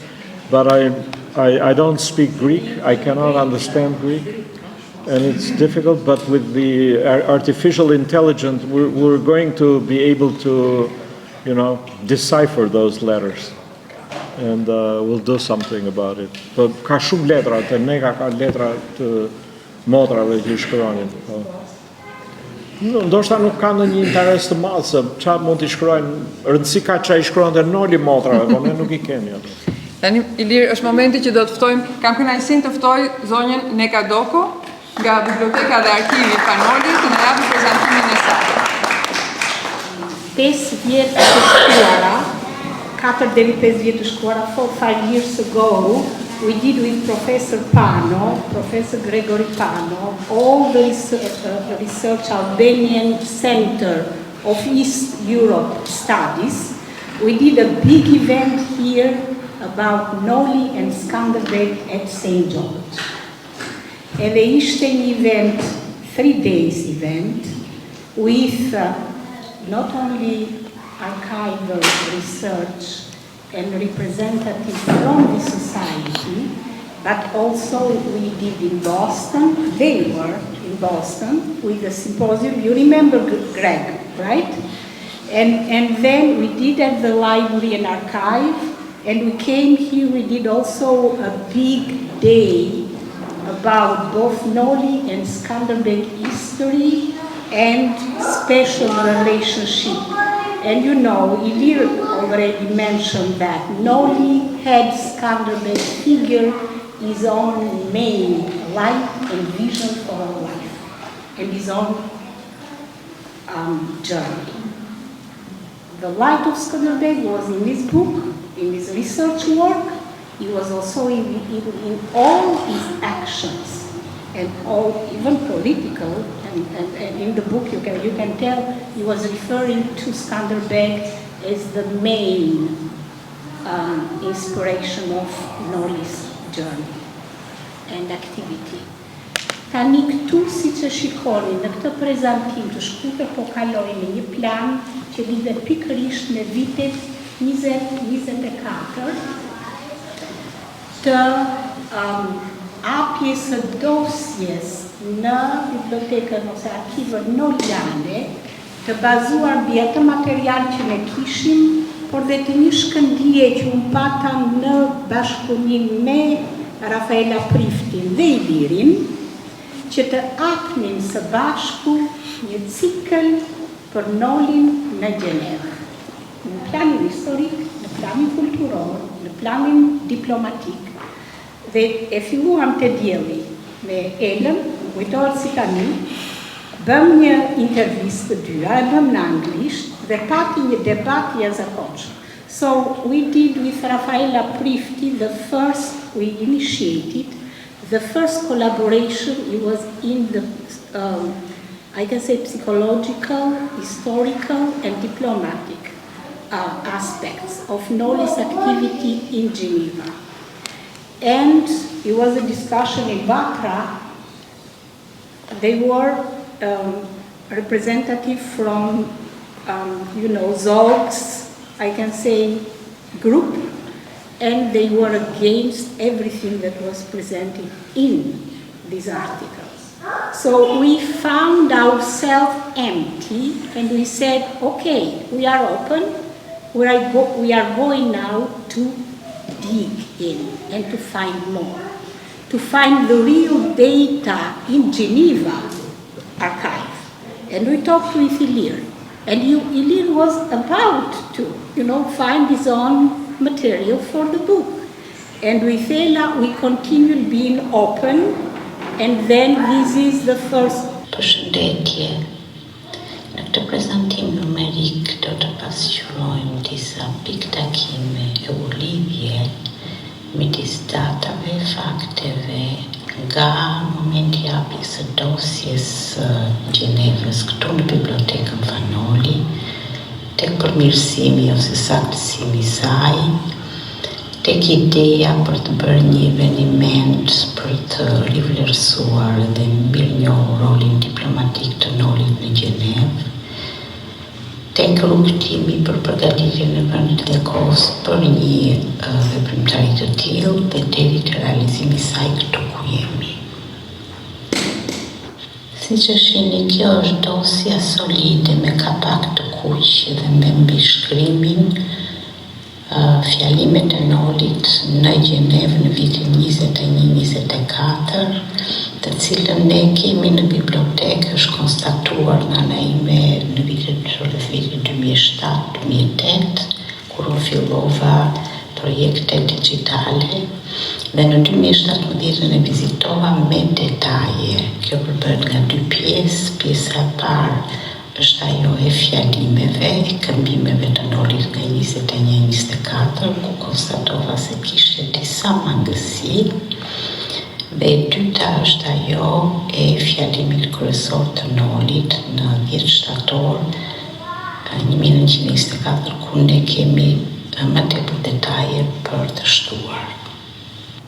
Siç e shikoni dhe në këtë prezantim, në përmbajtjen e dosjes së Nolit në Gjenevë, ne konstatuam diçka interesante dhe intriguese, për fjalë për një mini dosje të formuar nga profesor Peter Prifty, në atë kohë profesor në MIT këtu në Boston, gjatë vitit 1978-79, kur ai kontribuon direkt me punën e tij ulumtuese, kërkimore dhe koresponduese me Gjenevën, me arkivin e Société des Nations, për të kërkuar fjalimin e 10 shtatorit 1924 të Nolit, që ai e quajnë Impassioned Speech of a Noliet League of Nations, dhe ka shënuar këtu me dorën e tij pikërisht disa verifikime në kohë, në data dhe në gjuhën e origjinale të fjalimit. Siç e vini re, ka 2 data këtu, data 10 shtator 1924 fjalimit të Nolit, e konfirmuar, data gush 1978, kur ai merr versionin në frëngjisht të këtij fjalimi, dhe nga San Diego 1979, pas një viti kur ai përfundon dhe përkthimin e versionit frëngjisht në anglisht. Tani profesor Prifty është këtu i ndërgjegjshëm që fjalimi I Nolit origjinal nuk është në frëngjisht, por e thotë it appears that Noli made the speech in a language other than French, sepse e kupton, e njihte frëngjishten dhe e kupton që është traduksion. Pra, neve kemi këtë material dokumentacioni I cili vërteton që dosja e Nolit në Gjenevë këtu në bibliotekën Fanoli është hapur historikisht në 1978 dhe I jepet një kredit I veçantë profesor Peter Prifty of San Diego.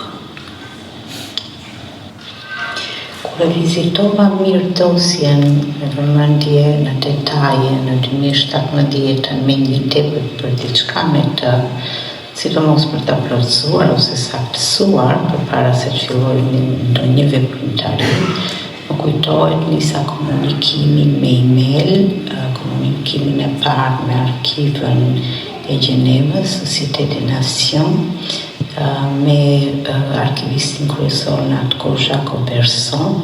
Më kujtohet që e kam darë këtë edhe me Enriqueta Kaldrëmgjik Barbej, një kolege dhe një mikesh atje. Dhe ai me njerë, pra arkivisti kryesor I saj, më ktheu përgjigje, ishte komunikimi parë në frëngjisht, ishte kënaqësi, më ktheu përgjigje për pyetje që unë I drejtova dhe më dërgon disa materiale, të cilat unë I bashkangjis ose I fus në dosjen e fjalimeve dhe këmbimeve të Nolit nga vitet 21-20-24.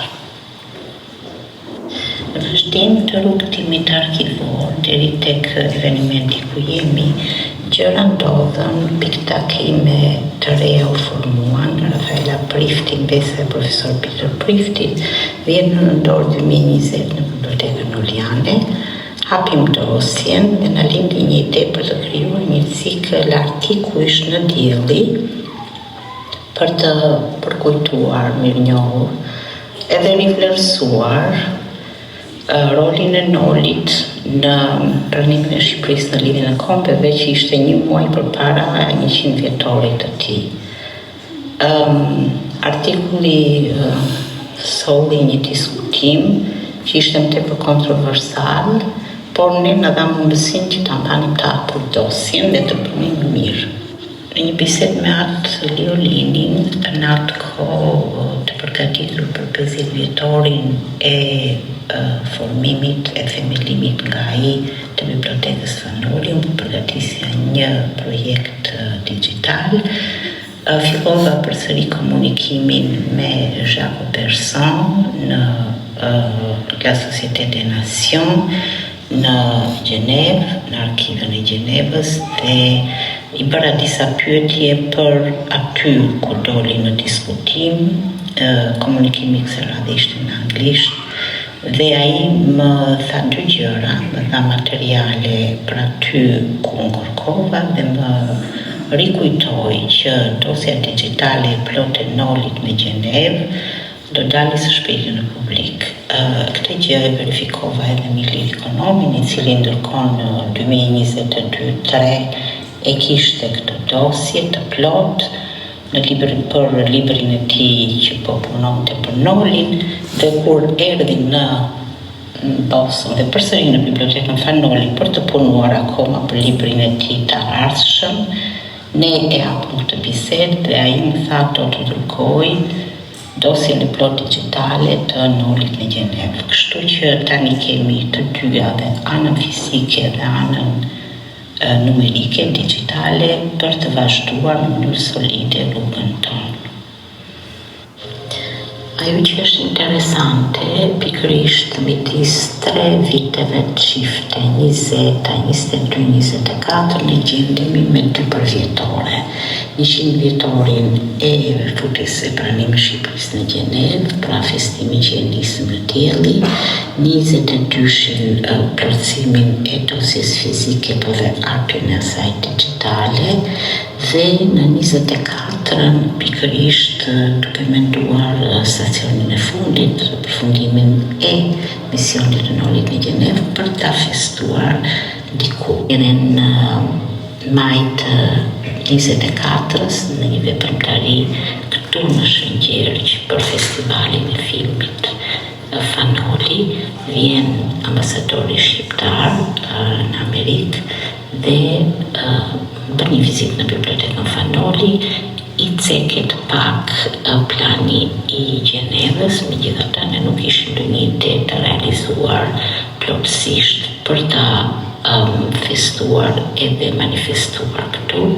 Gjithsesi, pas një muaji që ai largohet, ne e kristalizojmë dhe e dërgojmë si ide dhe me plan, me një program të caktuar, i cili pëlqehet dhe aprovohet gjatë verës me një punë sistematike që ne bëm në bashkëpunim me Suela Janinën, e cila është përfaqësuese e Shqipërisë në OKB dhe ishte në korrent dhe në do ta quaja bashkëpunim jo vetëm me ambasadorin, por edhe me instancat. Pra ja ku jemi, i lëm këtu vendin specialistëve dhe pjesëmarrësve të këtij simpoziumi për të vazhduar punën, duke i rikujtuar që ka edhe një detaj nga dosja fizike e Nolit në Gjenevë në pranverë të vitit 46. Noli shkon në Organizatën e Kombeve të Bashkuara, qëndron gati një javë atje, ndjek me superfuqitë asaj kohe 5 me përfaqësuesit e tyre edhe pranimin e Shqipërisë në Organizatën e Kombeve të Bashkuara për të realizuar misionin Noli, dhe ne kemi të dokumentuar, siç e shihni ju këtu, nga dielli 17 prill 1946, unë kam prezantuar në rrugë. Ere përfundojmë këtu me misionin e bibliotekës Fanoli për të ndjekur këtë dosje, e cila tani është realizuar në 2 aspektet fizike dhe digjitale, por mbi të gjitha për ta plotësuar me materiale që do të vinë nga ky aktivitet. Uroj punë të mbarë dhe jemi të bekuar të realizojmë e të vazhdojmë misionin e Gjenevës, jo vetëm në arkivën digjitale, por edhe në institucionet tjera të cilat do lidhen direkt me ta. Faleminderit.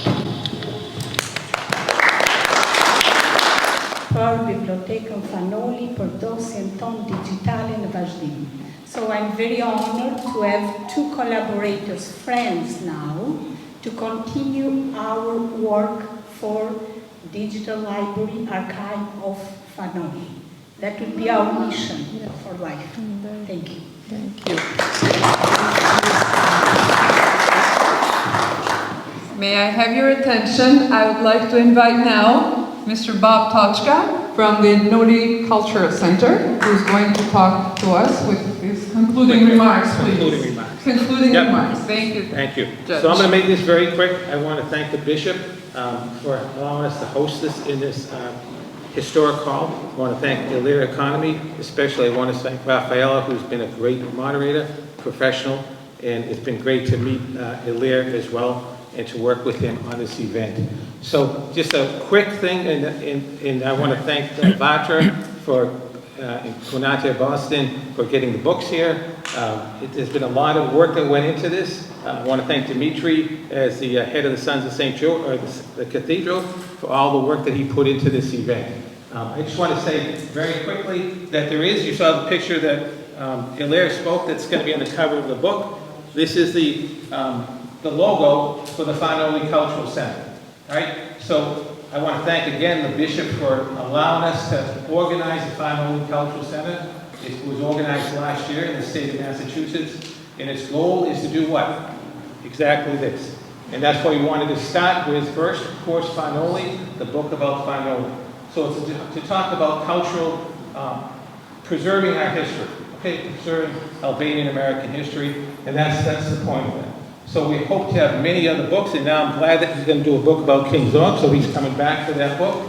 He wrote a book about Vaikonisa. He's going to come back for that as well, for the English translation of it. The second thing that we're doing is cultural events. What cultural events? It's a film festival, okay? In 2 weeks, there's going to be 20 films from Kosovo, from Albania, from Macedonia. Luisa Giovanni, the well-known actress, is going to be here to talk about her movies. There's going to be a gala at the end with an award ceremony. The money is going to go to Albanians Fighting Cancer and to renovate the Noli Cultural Center. All right, so I hope that you all can attend. The future, what we would like to do for the Noli Cultural Center is, everybody knows the poem Jepni Prenena, right? Jepni Prenena, Paul? And everyone knows the line in Jepni Prenena. Can you have Bahu Nena? What is it? Bahu Nena. Bahunen Moske Freak, se ke djent në Amerikë. All right, so to me, that's an important phrase. And when Illyria said that you're in the presence of Fanoli here, he walked these halls, he spoke to people in this area, he was in this church, he served in this church for a long time, he organized this church. And when I first met Leo Keka, who has all the restaurants here in Boston, he came, we sat over there at the end of the table, and he said to me, you don't understand, it's exactly what Illyria just said, how this church is a monument to Fanoli. But what he said to me was even more important, because he said, you don't understand what you have here. He said, being Albanian, to me, to Albanians, this is our White House. This is important to us, this church, this institution. And so, because he had said that, and because it had such an effect on my thoughts when he said it, we started the Fanoli Cultural Center.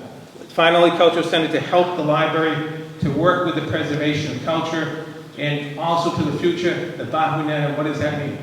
To me, there's a historical point to that poem, which meant that Mother Albania, don't be afraid, because you have sons in America. Okay? That's historical in the past. To me, what it means as an American Albanian, it means mothers here, don't be afraid for your children, because you all came here for your children, to make a better life for your children. So don't be afraid, because you have sons and daughters here who've been here for many years, who will help your children professionally, guidance and mentoring. That's kind of the goal of the Cultural Center, to be encompassing to everybody, old, young, and the like. So I want to thank you all for coming here. I hope we see you all at the film festival and Faleminderit shumë. Congratulations. Okay, so apparently this was the launch of, if I understood you correctly, this is a launching. We're launching today with this book promotion, the Fanoli Cultural Center. Congratulations. The first event for the Fanoli Cultural Center in terms of cultural events, and my two experts who are going to be getting the books, getting the authors, who are going to be, they didn't know this, but they're going to be doing this in the future to get us the authors and to be the moderator and the like for many books. Thank you. Okay, so we thank you so much to everyone who is here, everyone that made this possible, and now we will continue with the book signing and with some refreshments. And this would conclude the book promo with our thanks to the author and the book talk. It was a very nice afternoon. I hope we all enjoyed it. Okay, so on to the book signing and then refreshments. Thank you all. Pra të nderuar shikues dhe dëgjues ku do që jeni në Noli TV, kam derin sot që do të prezentojmë edhe një personalitet që punon në kish, edhe e udhëheq kishën, edhe sot ka ardhur në vëllimin e dytë të librit të Nolit, Rebeli, po. Na prezentoni të lutem. Dimitraj Demiri, jam kryetari i bordit të kishës. Mundohemi të mirëmbajmë kishën e Nolit, edhe të organizojmë këto aktivitete sa më të bukura dhe sa më të shpeshtme, që të kemi mundësi. Diçka më duket përmend një farë festivalit filmit, ç'a do bëhet? Ja, kemi një festival, është viti i dytë si vjet, që po organizojmë festivalin Noli Film Festival. Kemi mbi 20 filma dokumentare këtë në 2 javë që vjen, sa më datën 19 deri më datën 22. Për çdo ditë do të shfaqim filma shqiptar. Do kemi të ftuar Luiza Giovanni edhe disa regjizor dhe aktor të tjerë. 3 ditë ose 3 natë të them më mirë që do t'i kemi filmat këtu njëri pas tjetrit për të tërë shqiptarët që duan të vinë edhe dashamirës të filmave në gjuhën tonë. Është kënaqësi e madhe, sidomos kur shfaqen filmat për Nolin, është një privilegj i madh. Absolutely. Neve filluam festivalin vjet me një film, me një dokumentar nga Ilir Ekonomi, që na solli këtë libër të dytë në Boston.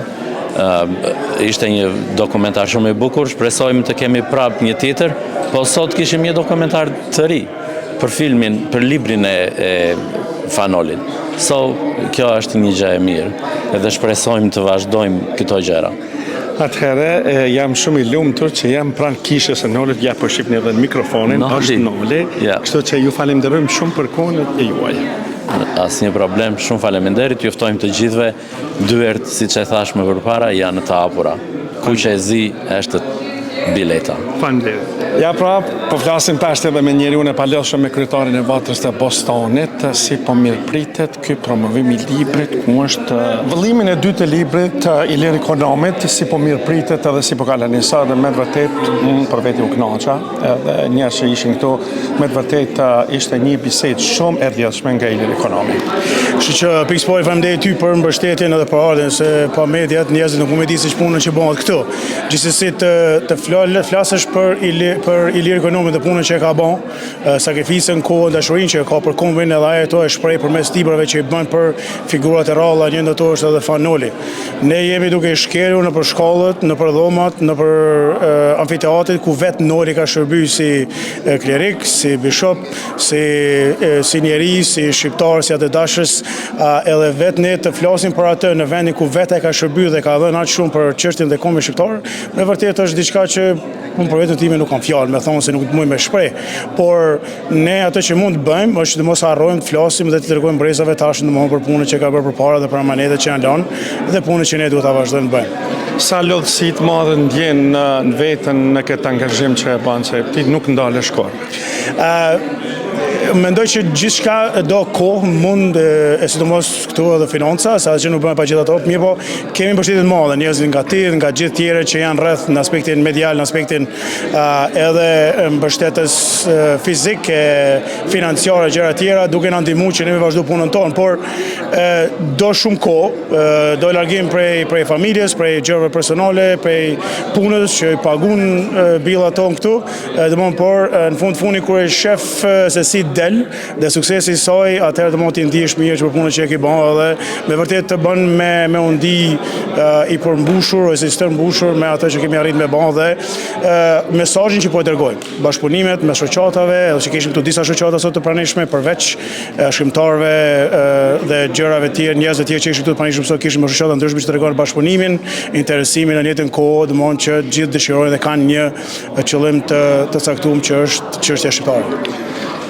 Atëherë unë si televizion me të vërtet kam kënaqësinë të madhe kur ndëgjoj këto biseda të bukura, këto angazhime të palodhshme, edhe këto punë me vlera shumë të mëdha, unë të përgëzoj për gjithçka që bën ti në vatrën tonë. Faleminderit ty se edhe njerë thash, njerëzit jo të gjithë mund të dinë punën që bëhet pa mbështetjen e mediave dhe njerëzve si ti, se edhe ju duhet punë, kohë, sakrificë, shpongje, gjërave personale për me arrit që mi tregu njerëzve dhe me tregu fjalën dhe kur shkon. Kështu që unë prap, ne jemi duke bërë një promovim të punë të palodhshme të Ilir Ekonomit për një figurë që ka lënë shenjë në historinë tonë dhe që është shumë e rëndësishme edhe për të ardhmen tonë. Faleminderit shumë, ishte kënaqësia ime që jemi së bashku këtu në Faleminderit ty, edhe përgëzoj për punën që bën. Faleminderit. Një nderi madh që jam pranë teje, zotërin Amik Selmani. Si po të duket sot me këtë vëllimin e dytë të Nolit? Si po të duket? Përgjithsisht takimet tilla kanë detajet.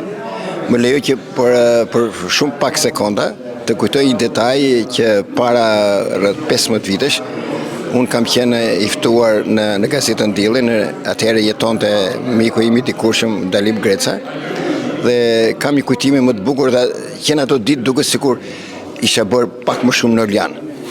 Dhe sot me këtë norlianizmin e kësaj dite, më duhet të përtëri dhe të shtoj dhe më shumë brenda vetes dignitetin që na dha Noli. Të marrë më shumë kulturë atë që na dha Noli. Të krijohet një lloj ure e bukur shqiptarie mes me dhe Nolit. Dhe kjo nuk do të bëhesh pa Ilir Ekonomin. Nëse do të shpesh ne shqiptarët hynë është him lufte. Kemi pak shkronja, ti jemi realist, natyrisht nuk e kemi bërë bashkërin. Por nëse do të gjej një fjalë të bukur për Ilir Ekonomin, do thojë është një hero shkronjar. Në intervistën në pyetjet që na kërkoi si publik, i bëra një pyetje shumë më duket e veçantë dhe që e meritonte për punën. Si punoni? Një punë e mundimshme, një njeri që udhton në Shqipëri, në Amerikë, shkruan, sakrifikon kohë, boton, libra të tillë i bëjnë nder, jo thjesht njeriu, bën nder një biblioteke të tërë. Zakonisht në bibliotekën e vëmë disa antikuare, edhe mburemi kemi qenë, por libri Nolit do të ishte një antikuare i bukur, por gjithmonë pasi ta lexosh atë, dhe në mënyra të ndryshme pasi ta propagandosh atë. Unë do thuaj që sot është një ditë thjesht informacioni, një ditë emocioni, një ditë takimesh, kaloi pak kohë më shumë se ç'duhet ndoshta, por askush nuk e kuptonte se secili për tyre ishte bërë pjesë e një historisë, pjesë e Nolit. Jo më kot më bëri përshtypje mendimi i shkrimtarit, po themi heroit Ilir Ekonomi, ku është emocion më i madh për Ilirin? Është pikërisht në këtë kishë. Jo vetëm ai si shkrimtar, si Nolian, po gjithë ne që futemi këtu duket sikur kemi hapa, ndjem hapat e Nolit, ndjem përshpëritjen. Një detaj shumë i bukur në këtë kishë është një karrike, ku ai parë se shkonte të bënte meshën, shikonte veten, ishte një lloj bukurie shpirtërore, me njerëz të tillë si Noli besoj murën çdo komb. Sa kënaqësi është kur i ndëgjoj poetët dhe shkrimtarët kur të flasin aq ëmbël, aq bukur si qeni ju. Kështu është një kënaqësi e madhe edhe të falenderoj shumë që ishe së bashku me mua me Nolin. Edhe ka një detaj tjetër që lidhet me Nolin. Kam jetuar disa vite në shtëpinë bashkë me arktarin e Nolit. Arktarin e Nolit që merresh me parat. Unë jetoja bashkë me vajzën, ishim në atë shtëpi dhe i tregonte, ishte shumë njeri i ndershëm, gjithë lekët që merrte nga kisha, që i sistemonte, i vinte me një lloj ndeshmërie. Dhe ai më tregonte për shumë histori për Nolin në librin e tij Në dritat e Bostonit, akoma sot e kësaj dite e kisha fituar provimin e Nolianës edhe me Pavlon, i thonin shkurt, me të. Është Noli të bën të emocionohesh, të bën të krenohesh, dhe një mënyrë kam punuar me 10 vite mësues në mënyrë të ndryshme nëpërmjet shtypit, nëpërmjet vargjet, mirë është ta përcjellësh këtë Noliat. Ne duhet jemi krenar. Mas e vërtet. Faleminderit shumë. Mirë, ju falenderoj shumë për kohën që. Faleminderit. Now you're with Albanian TV, Noli TV. So can you talk something about the film? You mentioned something film and about this book. Yeah, so the Fanoli Cultural Center was started last year. The whole point of it is to do items like this, the book, to do many other things in terms of the books, and to have Albanians come to know about Albanian history, authors from all different countries to either come here to speak about the books or to do it on the internet. The other thing is we're doing is a film festival. It's over 20 films. They're from Kosovo, they're from Macedonia, from Albania. They're all with subtitles. They have directors coming, actors coming, actresses. Luisa Giovanni's coming. There'll be a big gala on Saturday night at Leo Kekker's, his newly opened restaurant, with a huge dance floor. Great opportunity to meet all the directors and the like, dance, see the awards, and participate in Albanian culture. So, for the end, can you introduce yourself and what are you doing? Sure. So, my name is Bob Tochka. I'm retired. I was a judge. We'll say the first Albanian-American judge in the United States. I'm proud to say that there are 5 other now Albanian-American judges in the United States. And as a retired judge, now what I've done was part of starting the Fanoli Cultural Center, and now I'm the president. Wow. Thank you very much. It was an honor to have you. Beso sa po ndihem krenar që po të shoh për herë të dytë këtu, edhe një gjë e bukur që ke ardhur me këtë vëllimin e dytë me librin tënd Rebeli. Wow. Dhe pritet edhe i treti. Sa u ndjeve i lumtur, ju nuk keni qenë vetëm këtu, por ju keni qenë edhe në Bronx, keni ardhur këtu edhe në disa vende. Kështu sa je krenar dhe sa je i lumtur, edhe sa ke marrë komplimente të mira prej njerëzve. Po, unë jam krenar sepse i paraqis komunitetit shqiptar fakte të reja, gjëra të reja për Nolin, që njerëzit nuk i kanë. Sa herë që njerëzit ndihen se mësojnë diçka nga ajo që shkruaj unë, unë ndihem gjithmonë mirë. Unë e di si një gazetar i shquar për shumë vite, dhe mund të them edhe disa dekada, ke qenë ndër gazetarët më të mirë, më të njohur, ke mbajtur emisione të ndryshme. Por unë e thash një ditë edhe shikova, thash, por kë duhet pushon. Tullet, qetësat, po ti nuk rrin prap, të shkruan, ke bërë dytin, tani të tretin, e çka do të bësh? Faleminderit për komplimentin, po unë e shikoj veten time gjithmonë duke punuar, se jeta pa punë nuk ka kuptim. Domethënë për mua s'ka kuptim që të rri në një plazh për shkakun të shtrihem dhe të lahem në det dhe të kthehem përsëri të marr diell. Kjo lloj jeta nuk ka kuptim për mua. Jeta ime është puna, të eksploroj historinë shqiptare. Kjo është pasioni im, ka qenë pasioni im dhe vazhdon të jetë gjithmonë. Si një gazetar i shquar, gjithmonë ke marrën komplimente. Sa të kanë motivuar njerëzit, edhe si ke thënë vetes se me të vërtet unë dalë atash edhe du të bisedoj dhe më shumë me ju. Po, do më thonë, gazetar i shquar, tani unë kam qenë një gazetar si gjithë të tjerët, dhe ndjej veten të nderuar që kam punuar aty ku kam punuar në zërin e Amerikës. Po tani ka ardhur koha që të merrem me diçka tjetër dhe të mos ndalem siç thatë ju. Dhe ky është pasioni im i jetës. Do thonë, njeriu punon për pasionin. Urimi më i bukur nga Noli TV do të jetë të dhash Zoti shëndet, lumturi, begati edhe të mos ndalesh. Ju falenderoj shumë. Ju uroj dhe ju suksese si televizion. Faleminderit. Një nderë të madh që kam pranë me gazetarin e shquar të diellit në gjuhën angleze, Rafaela Prifti. Rafaela, dëgjoj. U kënaqa në prezantimin tënd të bukur, ato bisedat e tua të këndshme. Si u ndjeve sot në këtë promovimin e dytë të librit të Ilir Ekonomit? Faleminderit për pyetjen edhe për komplimentin.